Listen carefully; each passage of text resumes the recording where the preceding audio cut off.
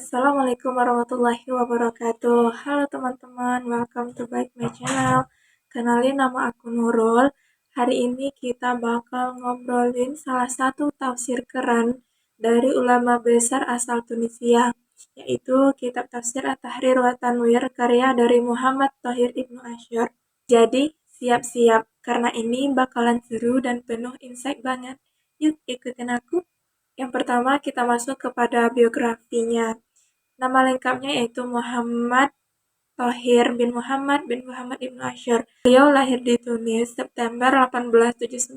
Sejak kecil ia sudah dibimbing kakeknya belajar Quran, tajwid, nahwu, balaghah, bahkan bahasa Perancis. Lalu pada tahun 1310 Hijriah beliau masuk ke Universitas Al-Zaitunah dan belajar selama 6 tahun. Gurunya sangat banyak, diantaranya ada Syekh Abdul Qadir At-Taimimi dan juga Muhammad Nakhli.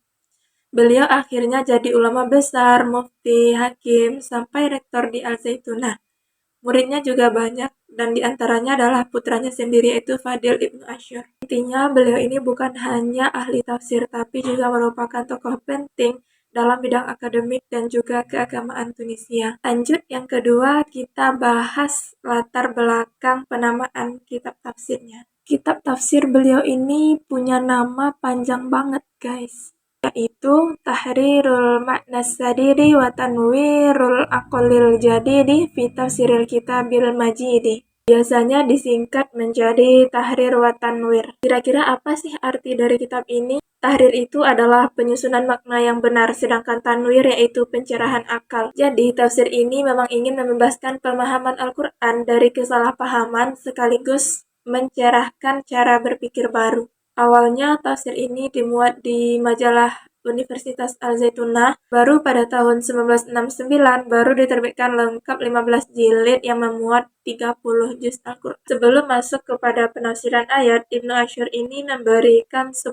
pengantar keren. Jadi 10 ini tuh terdiri dari definisi tafsir dan takwil, sumber ilmu tafsir, keabsahan, tujuan seorang mufasir, asbabun nuzul, qiraat, qasasul Quran, nama-nama Al-Quran, makna kata dan kalimat dalam Al-Quran, serta i'jazul Quran. 10 mukadimah ini jadi fondasi utama gaya tafsir Ibnu Asy'ar. Corak dari tafsir ini adalah lugawi alias kebahasaan. Jadi Ibnu Asy'ar selalu mulai tafsir dengan kupasan makna kata, akar bahasa, i'rab, bahkan balaghah. Menurut beliau, pintu utama untuk memahami Al-Quran ya lewat bahasa Arab. Baru setelah itu beliau hubungkan dengan hukum, sejarah, atau konteks sosial. Selanjutnya kita masuk pada contoh penafsiran ayat. Salah satu contoh penafsirannya yaitu terdapat dalam surah Al-Fatihah ayat 6 yang berbunyi Ihdinas siratal mustaqim.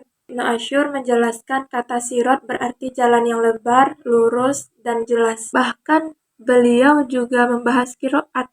Ada yang bacanya pakai shad dan ada juga yang baca pakai sin. Dari sini beliau simpulkan bahwa Shiratal Mustaqim itu merupakan jalan agama yang terang dan jelas tanpa kebengkokan. Jadi jelas banget, corak lugawi beliau bikin makna ayat lebih dalam dan juga presisi. Selanjutnya kita masuk bagian terakhir ya guys, yaitu bagian kelebihan dan kekurangan. Adapun kelebihan dari tafsir ini itu ada banyak ya guys. Yang pertama yaitu analisis bahasa yang detail dan rapi. Terus yang kedua yaitu moderat, gak berlebihan dalam tafsir ilmi. Yang ketiga mukadimahnya kaya banget, jadi panduan tersendiri. Dan yang keempat yaitu tafsir ini lengkap 15 jilid memuat 30 juz Al-Quran. Tapi ada juga kekurangan dari tafsir ini. Yang pertama yaitu karena detail bahasa, jadi kadang agak berat bagi pembaca awam. Yang kedua, ada yang kritik beliau bahwa terlalu banyak bawa teori bahasa modern. Terus yang ketiga, bagi yang tekstualis, tentu corak lugawi ini dianggap ribet. Meskipun begitu, tafsir ini tetap jadi rujukan penting di abad modern. Jadi, itu dia tafsir Tahrir wa Tanwir karya dari Ibnu Asy'ar. Mulai dari biografinya, kitabnya, 10 mukadimah, corak, dan ciri khasnya, sampai plus minusnya. Kalau menurutku, tafsir ini itu keren banget sih, dan membuat kita sadar bahwa bahasa Arab itu adalah kunci utama untuk memahami Al-Quran. Selain itu, Al-Quran itu kan penuh dengan keindahan linguistik yang harus digali. Karena di sini kita saling sharing dan belajar bareng, Aku pengen dengar juga pendapat dari teman-teman. Siapa tahu ada bagian yang ketinggalan, baik itu terkait penafsiran dan lain sebagainya. Dan semoga video ini bermanfaat and see you in the next video. Bye bye.